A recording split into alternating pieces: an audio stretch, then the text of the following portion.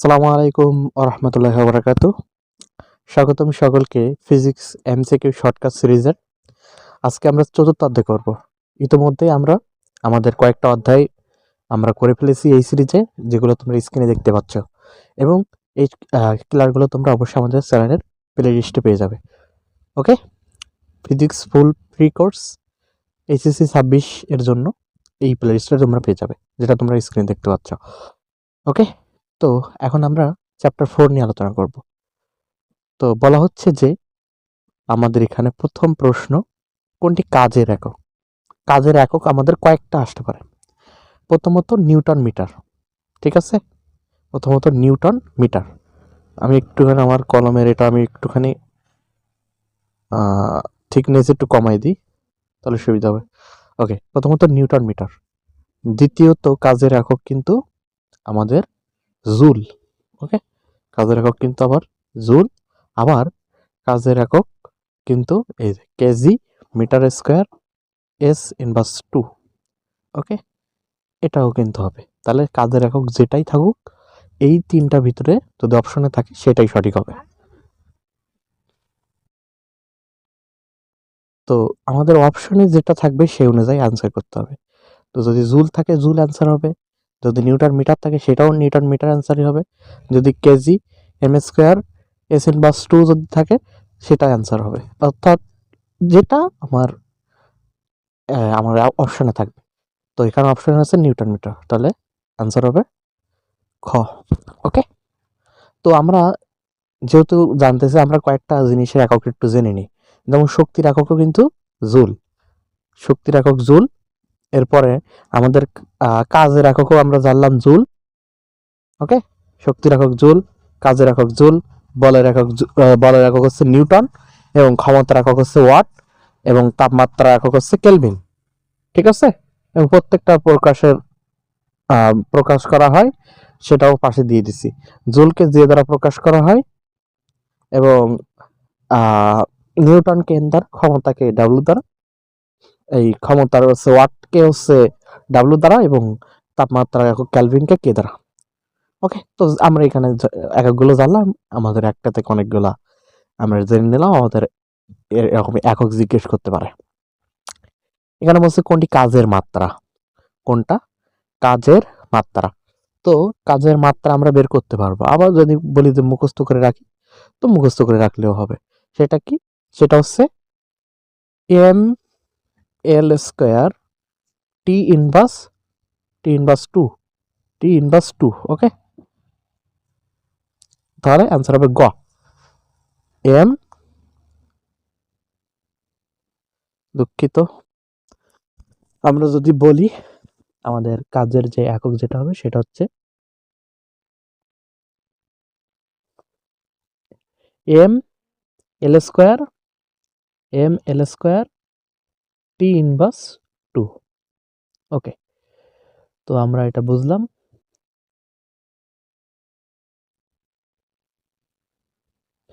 ওকে, আমরা এটা বের করতেও পারি, এটা আমরা বের করতেও পারি। সেটা কিভাবে, এটা আমি ব্যাখ্যা ওইখানে করেছি, আমি অত বিস্তারিত যাচ্ছি না। এটা এভাবে কিন্তু বের করা যায় এটা। তো তোমরা এটা মুখস্থ করে রাখবে যে কাজের যে মাত্রাটা সেটা হচ্ছে M L square T inverse 2। Okay, okay, এখন এখানে আমাদের দেখো আমরা কাজ ডাব্লিউ ইজিক্যাল টু কি জানি, এফ এস। তো এই এফ এস আমরা তো ম্যাথ করেছি, আমি ম্যাথ সংক্রান্ত এমসিকিউ কিন্তু এখানে কম দিছি, তোমাদের দিয়েছি মেইনলি এমসিকিউতে বেশি থাকে। পদার্থবিজ্ঞানে তোমার জ্ঞান মানে তোমার হচ্ছে বাংলা জিনিস বেশি আসে, কোনটা কিসের একক, কোনটা কি, বা এই ধরনের বাংলা জিনিস আসলে বেশি আসে। তো আমি ম্যাথমেটিক্যাল টার্ম তো আসলে অধ্যায় তোমার সৃজনশীল করলেই হয়ে যায় পারে। আমি কিন্তু যা কয়েকটা অধ্যায় তোমাদের দিয়ে দিছি, হয়তো 2টা অধ্যায় আমি করাইনি। এসএসসি 26-এর সিলেবাসে হচ্ছে সম্ভবত 7 আর হচ্ছে 10, 7 এবং 10 এই 2টা অধ্যায় ব্যতীত বাকি সকল অধ্যায় কিন্তু আমি করাইছি। তোমরা কিন্তু সেই অধ্যায় সৃজনশীলগুলো করতেও পারো, আমার চ্যানেলে তোমরা পেয়ে যাবে ফুল ফ্রি কোর্স। ওকে, তো আমরা ম্যাথমেটিক্যাল এগুলো সবই করানো হয়েছে। তো এখানে বলছে যে একটা বস্তুকে যদি সুতায় বেঁধে উলম্ব তলে একবার ঘুরিয়ে আনলে কাজের পরিমাণ কি হবে? শূন্য হবে। কারণ কি? একটা সুতাকে যদি তুমি সম্পূর্ণ ঘুরিয়ে এনে আবার সেই জায়গায় আনো, তাহলে তার সরণ কত? তার সরণ হচ্ছে শূন্য। কারণ কি? যেখানে আছে সেখানে বস্তুর আদি অবস্থান এবং শেষ অবস্থানে সরলরৈখিক দূরত্বকে বলা হয় সরণ। তো সরণ তুমি তো পাবা না, যেখানে আছে সেখানে এসতেছে বৃত্তাকার পথে। ওকে, তো সেক্ষেত্রে তুমি উলম্ব তলে একবার ঘুরে আনলে, দুঃখিত বৃত্তাকার নয়, এখানে উলম্ব তলে। এখন কি বলা হয়েছে যে একটা বস্তুকে যদি সুতায় বেঁধে উলম্ব তলে যদি একবার ঘুরে আনলে কাজের পরিমাণ, যেহেতু সেখানে আমরা কি পাবো না, এস পাবো না, এস পাবো শূন্য উলম্ব তলে, সেক্ষেত্রে আমরা সরণ পাবো না। আর সরণ না হলে আমরা জানি F is equal W is equal two F S. তো বলের মান আমরা মনে করি এফ, আর এস এর মান শূন্য। তো এফ যা শূন্যর সাথে যা গুণ করি সেটাই তো শূন্য হয়ে যায়। তো কাজের এককটাও কি হয়ে যাবে, এই কাজের পরিমাণটাও কি হয়ে যাবে, শূন্য হয়ে যাবে। ওকে, তুমি এটা মুখস্থ রাখবা। এরপরে এখানে বলা হচ্ছে যে 70 কেজি ভরের একটা ব্যক্তি কি বলা হয়েছে যে 200 মিটার উঁচু পাহাড়ে আরোহণ করলো, কাজের পরিমাণটা কত? ওকে, তো আমরা কি জানি?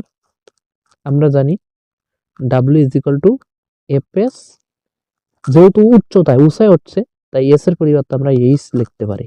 ওকে, এফ এইচ লিখতে পারি। এবং এফ এর মান কিন্তু দেওয়া নাই। এফ এর পরিবর্তে আমরা জানি এফ এর পরিবর্তে আমরা এটা জানি F is equal to M G. Okay, তাহলে বস্তুর ভর কিন্তু আছে 70 কেজি এবং জি আছে 9.8 এবং এইচ এর মান উচ্চতা হচ্ছে 200 মিটার। ঠিক আছে, আমরা কিন্তু খুব সহজে মানগুলো বসাই দিয়ে আমরা কিন্তু অ্যান্সার পেয়ে যাব। ওকে, এই যে আমরা মানটা বসাই দিলে আমরা অ্যান্সার পাবো। ওকে, এখন আমরা পরবর্তী এমসিকিউতে চলে যাব। সেই একই প্রশ্ন সম্পূর্ণ।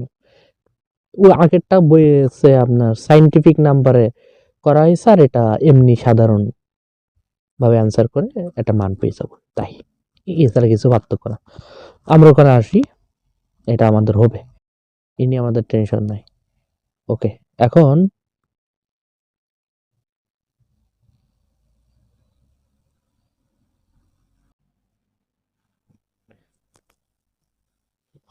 বলা হচ্ছে আমাদের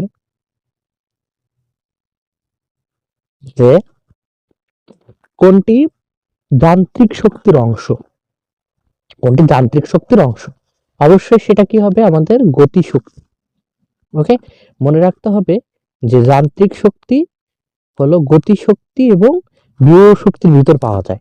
অতএব যদি অপশনে গতি শক্তি এবং বিভব শক্তি উভয়টাই যদি পেয়ে যায়, যে কোনো একটা থাকে, সেটাই অ্যান্সার হবে।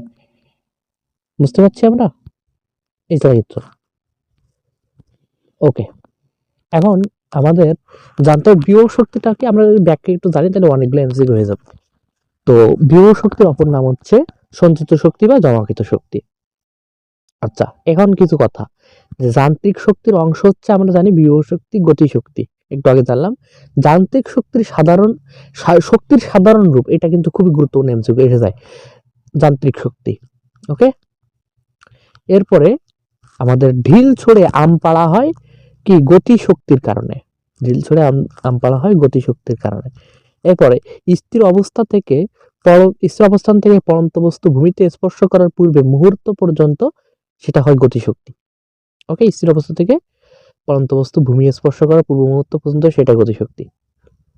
ওকে, আচ্ছা, এরপরে এমসিকিউ বলা হচ্ছে যে এম মিটার ভরের একটা বস্তুকে এম মিটার 10 মিটার 50 মিটার এবং 100 মিটার উঁচু দালান থেকে ফেলে দেওয়া হয়, তাহলে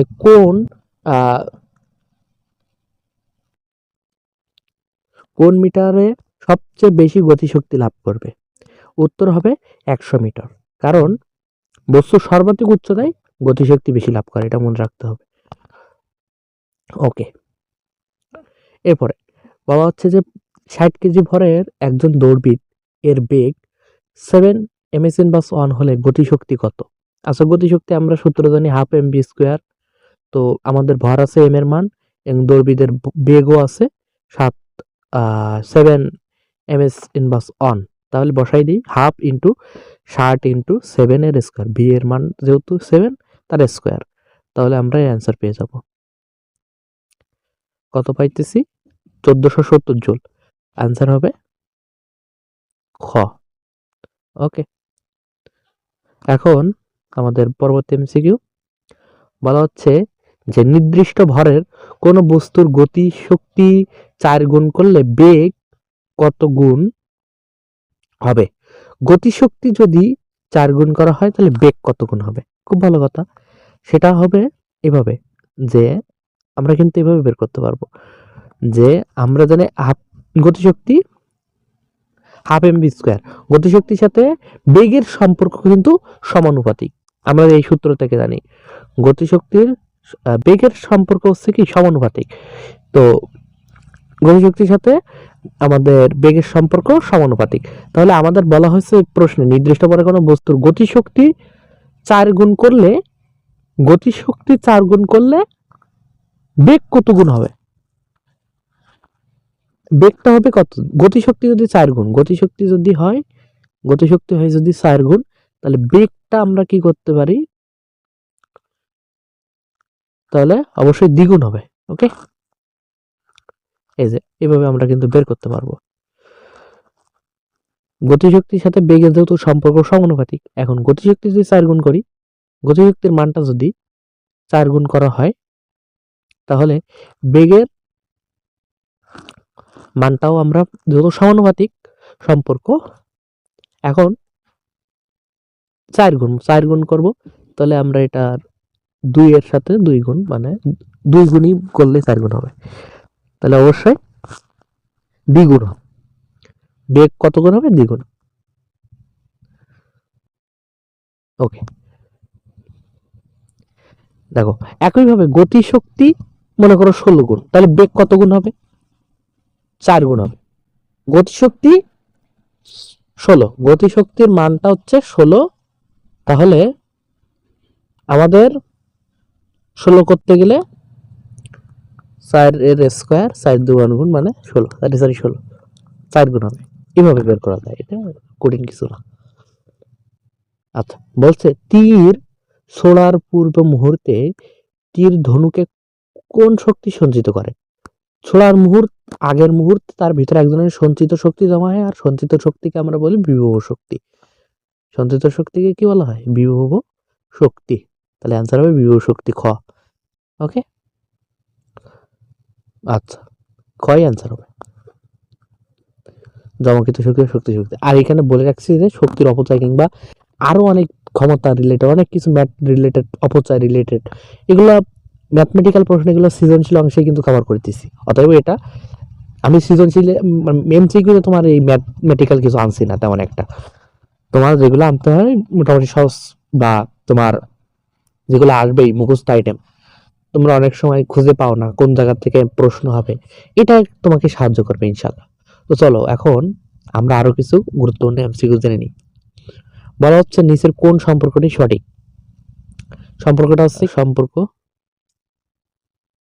এইচ এর, এটা সঠিক। বি এর সাথে এইচ এর,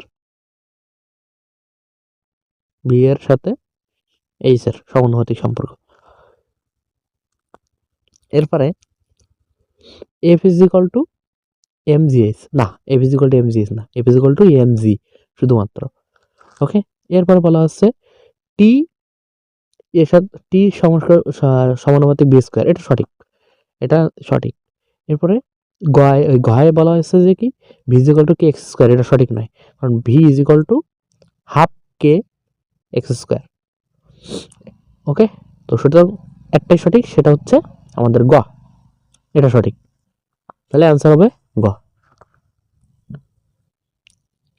এরপর বলা হচ্ছে খুবই একটা গুরুত্বপূর্ণ প্রশ্ন, যে জুলকে নিউটন দ্বারা ভাগ করলে কিসের একক পাওয়া যায়।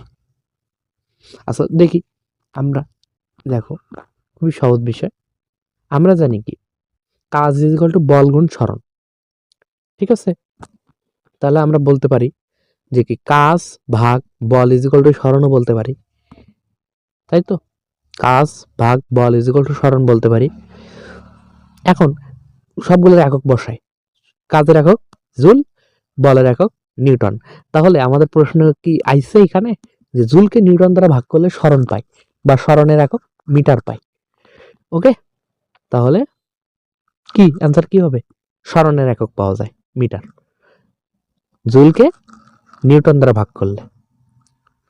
আচ্ছা, এখন আমরা এক কথায় উত্তর, অর্থাৎ এক কথায় উত্তর এই ধরনের এই যেগুলো আমি দিচ্ছি স্টার মার্ক করা অনেকগুলো রয়েছে, ইনশাল্লাহ এখান থেকেও কমান আসবে। ওকে, গতিশক্তি বিভব শক্তির একক, গতিশক্তি ও বিভব শক্তির একক জুল। ওকে, গতিশক্তি বিভব শক্তির একক জুল। স্প্রিংকে টান টান করলে এর মধ্যে যে শক্তি জমা থাকে বিভব শক্তি। এরপরে বিভব শক্তির মাত্রা এম স্কয়ার টি ইনভার্স 2। আচ্ছা, এরপরে নির্দিষ্ট উচ্চতা বিভব শক্তি ভরের সমানুপাতিক বা ভি সমানুপাতিক এম। ওকে, এরপরে দেখো মুক্তভাবে পড়ন্ত বস্তুর ক্ষেত্রে গতিশক্তি বৃদ্ধি পায়। ওকে, আচ্ছা, এরপরে দেখো নবায়নযোগ্য শক্তির ভিতরে রয়েছে বিদ্যুৎ মানে জল বিদ্যুৎ রয়েছে, তারপরে আমাদের বায়োমাস রয়েছে, সৌরশক্তি আছে, বায়ুশক্তি আছে, জিওথার্মাল বা ভূতাপীয় রয়েছে, জল প্রবাহ বা জল বিদ্যুৎ, এগুলো সবই নবায়নযোগ্য শক্তির উৎস। আর অনবায়নযোগ্য শক্তির উৎস কি? অনবায়নযোগ্য শক্তির হচ্ছে তেল, গ্যাস, কয়লা, নিউক্লিয়ার, এগুলো সবই অনবায়নযোগ্য। এরপরে দেখো বায়োফুয়েল ব্যাপক হারে ব্যবহৃত হয় ব্রাজিলে, ব্রাজিলে খুবই ব্যবহৃত হয় বায়োফুয়েল। এরপরে সৌরশক্তি দিয়ে তৈরি হয় অবশ্যই বিদ্যুৎ, সূর্যকে ব্যবহার করে সৌর বিদ্যুৎ আমরা জানি। ফিউশনের জ্বালানি হাইড্রোজেন। এরপরে হাতে হাত ঘষলে যান্ত্রিক শক্তি থেকে তাপ শক্তি জমা হয়, মানে তাপ শক্তি উৎপন্ন হয়। এরপরে মোবাইলের মোবাইলের ব্যাটারিকে চার্জ করার সময় রাসায়নিক শক্তি জমা হয়। ঠিক আছে, মোবাইলের ব্যাটারিকে চার্জ করার সময়। এরপরে গাড়ির ইঞ্জিনের শক্তির রূপান্তর হচ্ছে রাসায়নিক শক্তি থেকে যান্ত্রিক শক্তি রূপান্তর। স্পিকার মাইক্রোফোনের তড়িৎ সংকেতকে শব্দ শক্তিতে রূপান্তর করে। এরপরে আলোক শক্তি তাপ শক্তিতে রূপান্তর, অর্থাৎ মাইক্রোওভেন আলোক শক্তিকে তাপ শক্তিতে রূপান্তর করে মাইক্রোওভেনে। ঠিক আছে, মাইক্রোওভেনে কিন্তু খাবার গরম করে না, তো তাপ আলোক শক্তিকে তাপ শক্তিতে রূপান্তর করে দেয় মাইক্রোওভেন। ওকে, এরপরে যান্ত্রিক শক্তিকে তড়িৎ শক্তিতে রূপান্তর জেনারেটর, যান্ত্রিক শক্তিকে তড়িৎ শক্তি বিদ্যুৎ শক্তি রূপান্তর করে জেনারেটর, আমরা জানি। এরপরে দেখো থার্মোকাপলে দুটি ধাতব পদার্থের সংযোগ স্থলে তাপ প্রদান করে সরাসরি শক্তি উৎপাদন করা হয়, সেটা কি বিদ্যুৎ শক্তি। এগুলো কিন্তু খুবই গুরুত্বপূর্ণ, এগুলো বাংলাদেশি এমসিকিউ এসে যায়। আচ্ছা, এরপর ফটোগ্রাফিক প্লেটের উপর আলোক ক্রিয়ার ফলে আলোক শক্তি রাসায়নিক শক্তি রূপান্তর হয়, মনে রাখতে হবে, আলোক শক্তি রাসায়নিক শক্তির রূপান্তর হয়। আর একটা জিনিস আমি ছোট্ট এখানে লিখেছি, দেখো তো, ভরকে শক্তিতে রূপান্তর করা হয় কোন সূত্র দ্বারা? ইজিকলস টু এমসি স্কয়ার দ্বারা, এই সূত্র দ্বারা, কারণ সব এমসি তো আসে, এটা তোমরা এটা জানো। আচ্ছা, এবার সমুদ্র পৃষ্ঠের উচ্চতা বৃদ্ধির জন্য দায়ী কার্বন ডাইঅক্সাইড। ওকে, প্রকৃতিতে ইউরেনিয়ামের পরিমাণ 0.7%। আর শোনো, ইউরেনিয়াম হচ্ছে কি নিউক্লিয়ার রিঅ্যাক্টর জ্বালানি হিসেবে কিন্তু ইউরেনিয়াম নিউক্লিয়ার রিঅ্যাক্টর জ্বালানি হিসেবে ব্যবহৃত হয়, নিউক্লিয়ার রিঅ্যাক্টর জ্বালানি হিসাবে, এটা মনে রাখতে হবে, খুব গুরুত্বপূর্ণ একটা প্রশ্ন। ওকে, আর প্রকৃতিতে পরিমাণ এটাও কিন্তু খুবই গুরুত্বপূর্ণ, এই ইউরেনিয়ামের যে পরিমাণটা এটা কিন্তু পরীক্ষায় এসে থাকে, প্রায় এসে থাকে এমসিকিউতে। আচ্ছা, এরপরে সূর্য নক্ষত্ররা শক্তি তৈরি করে, দেখো সূর্য নক্ষত্ররা শক্তি তৈরি করে নিউক্লিয়ার ফিউশন ব্যবহার করে। ওকে, এটা তোমরা মনে রাখবে। নিউক্লিয়ার রিঅ্যাক্টরে নিউট্রন শোষণ করার জন্য কন্ট্রোল রড ব্যবহার করা হয়, এটা মনে রাখবে, এমসিকিউ আসে। আমি যা যা দিচ্ছি এগুলো সবই তোমার এমসিকিউর জন্য কাজে দেবে ইনশাআল্লাহ। চতুর্থ অধ্যায়ের ম্যাথমেটিক্যাল তো তোমরা সৃজনশীল অংশে কভার হয়ে যাবে, আর বাকি যেগুলো এমসিকিউতে অসুবিধা থাকে সেগুলো আমি এখানে তোমাদের তুলে ধরলাম, ইনশাআল্লাহ তোমাদের এখান থেকে কমন আসবেই আসবে। এবার দেখো ইউরেনিয়ামের চেইন বিক্রিয়ার দ্বিতীয় ধাপে 3টা নিউট্রন শোষণ হয়, এটা মনে রাখতে হবে। ওকে, তো এটাই ছিল মূলত তোমার এমসিকিউ। তোমরা কিন্তু এই এমসিকিউর এই শিটটা তোমরা আমাদের টেলিগ্রাম চ্যানেলে পেয়ে যাবে, টেলিগ্রাম চ্যানেলের লিংক ভিডিও ডেসক্রিপশন বক্সে রয়েছে, কিংবা কমেন্ট বক্সে প্রথম কমেন্ট পিন কমেন্টে রয়েছে। তোমরা সকলেই মুনমুন মঞ্জিল একাডেমির সঙ্গে থাকবে, সাবস্ক্রাইব করে থাকবে। অনেকে ভিডিও দেখো কিন্তু সাবস্ক্রাইব করো না, অবশ্যই সাবস্ক্রাইব করবে। এবং বাকি অধ্যায়গুলো যেগুলো আছে মোটামুটি আমি দিয়ে দিব। 2টা অধ্যায় তোমাদের সৃজনশীল হয়তো আমার সময় হবে না, 7 এবং 10। তবে 7 এবং 10 এই 2টা অধ্যায়েরই আমি এমসিকিউ দিয়ে দেব। ওকে, সকলে ভালো থাকবে। আসসালামু আলাইকুম ওয়া রাহমাতুল্লাহ।